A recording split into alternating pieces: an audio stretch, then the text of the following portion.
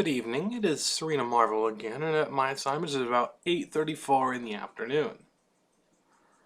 Now, for those that know me or don't know me, I usually have to be up at around 5 o'clock in the morning, so this is a little bit past my bedtime. But as I promised you, I will upload a video every day so you can see what transition looks like, step by step, day by day.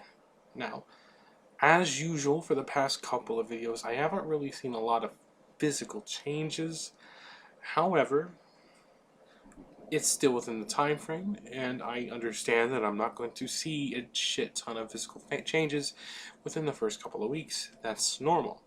My skin is smoother, as I said, as I keep going back to. I just realized how soft it was. My supervisor grabbed my hand, trying to talk to me at work today. And noticed it was even smoother. The calluses that are on my hand are actually almost gone. That's about how soft the hormones have actually made my skin. Now,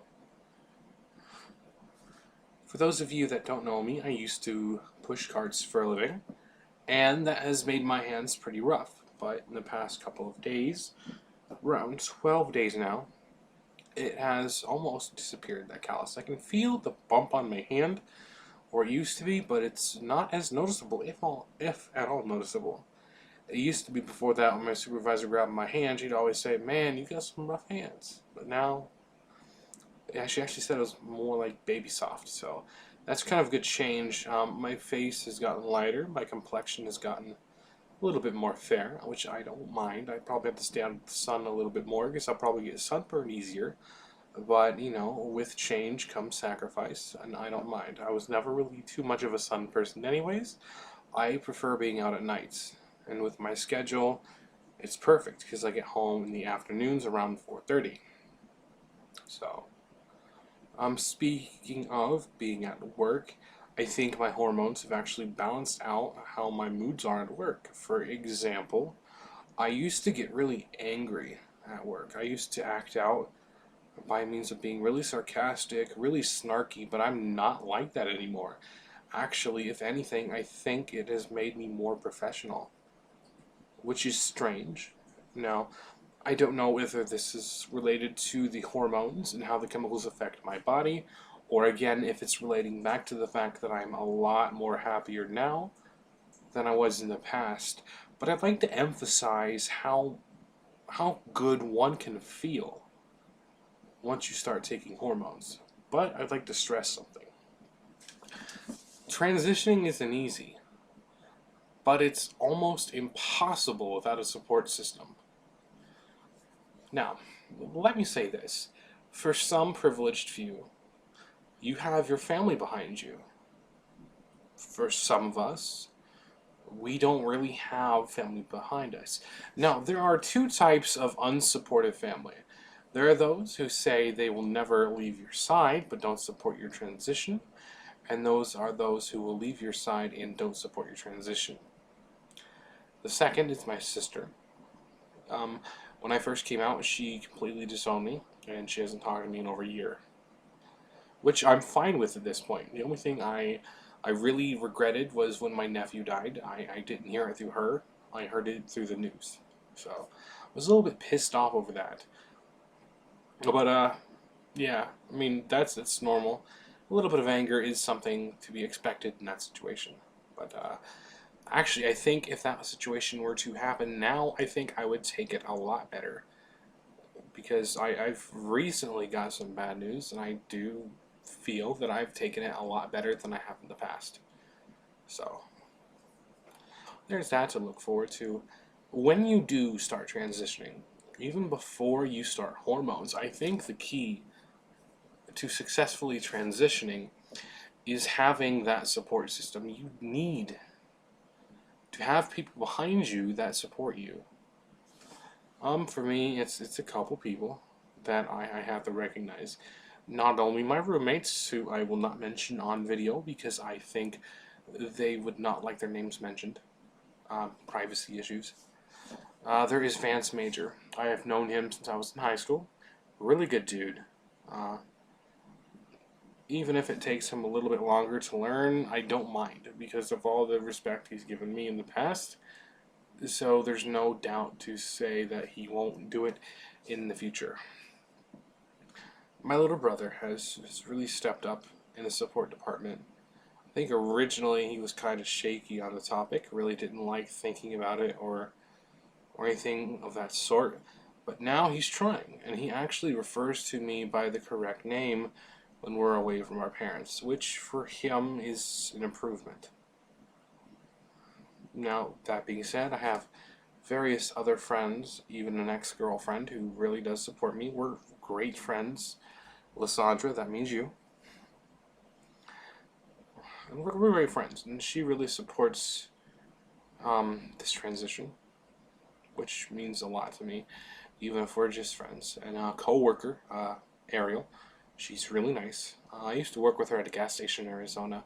She used to work the shift right before mine, and I worked overnights. So, I liked her. She was nice.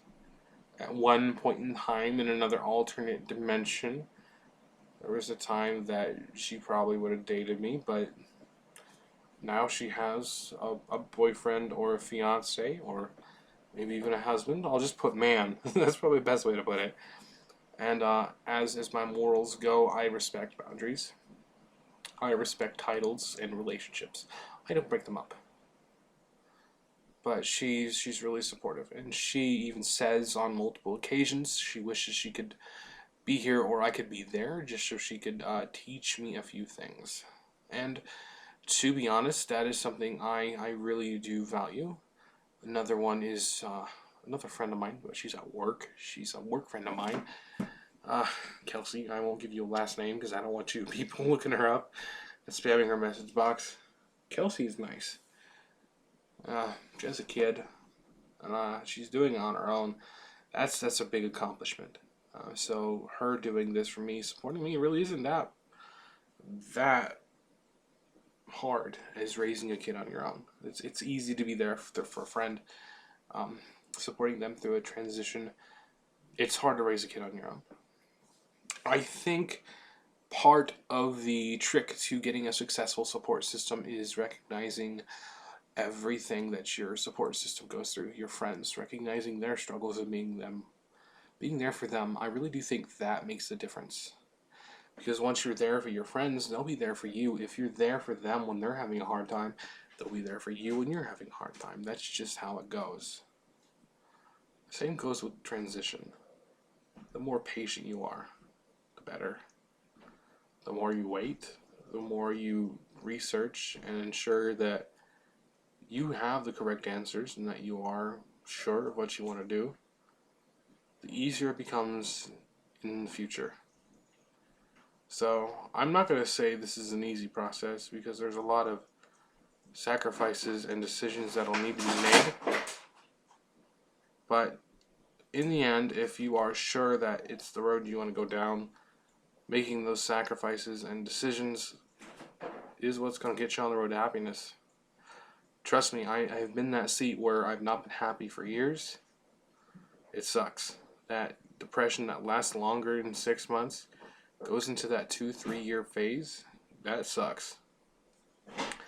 Doubting yourself at every corner. That sucks. Not being able to go into a kitchen because you're afraid that you'll eat anything you'll see in the fridge or on the counters. That sucks. I've been to those places. And I can tell you that unless you start being truthful with yourself and start really admitting who you are, down to the smallest level, you will stay at those levels in your life. You know, transitioning isn't really about playing pretend. And there are some people that will see it like that. There are some people that will see transitioning as trying to play like you're something you're not. But a lot of those same people won't see things the way we have. That those struggles have been years upon years going.